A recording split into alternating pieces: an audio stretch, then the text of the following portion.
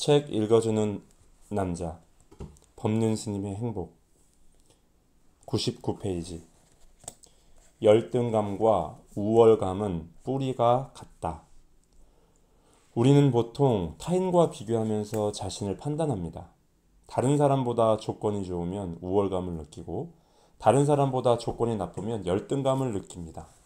어떤 절대적인 기준이 있는 것이 아니라 누구와 비교하느냐 하는 데서 일어나는데 내 마음의 문제라고 할 수 있습니다. 어릴 때 친구들에게 놀림을 받아 외모에 대한 열등감을 가지고 있던 분이 이렇게 물었습니다.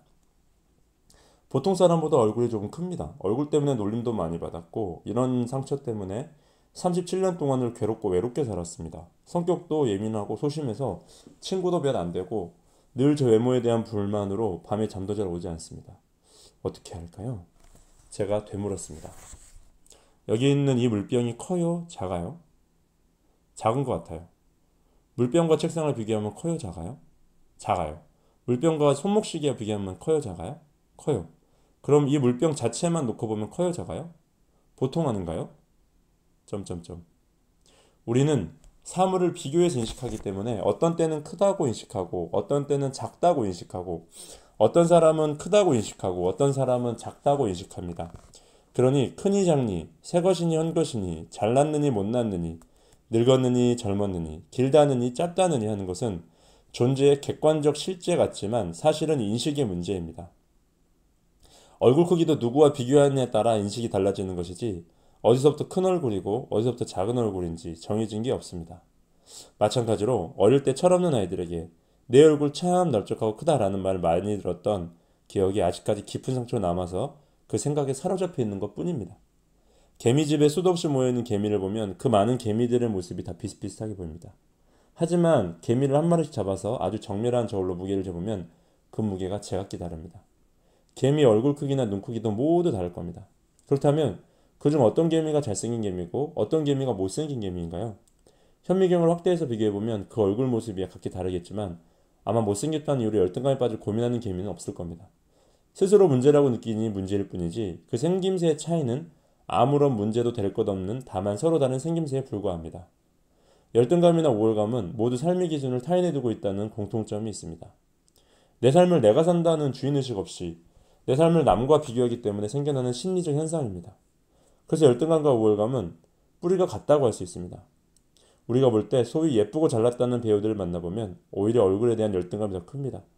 왜냐하면 열등감이 자기 자신에 대한 과대평가와 환상, 높은 기대감에서 비롯되기 때문입니다. 다 잘났는데 눈이 문제야. 다 괜찮은데 코가 문제야. 입술은 괜찮은데 이가 이상하게 생겼어.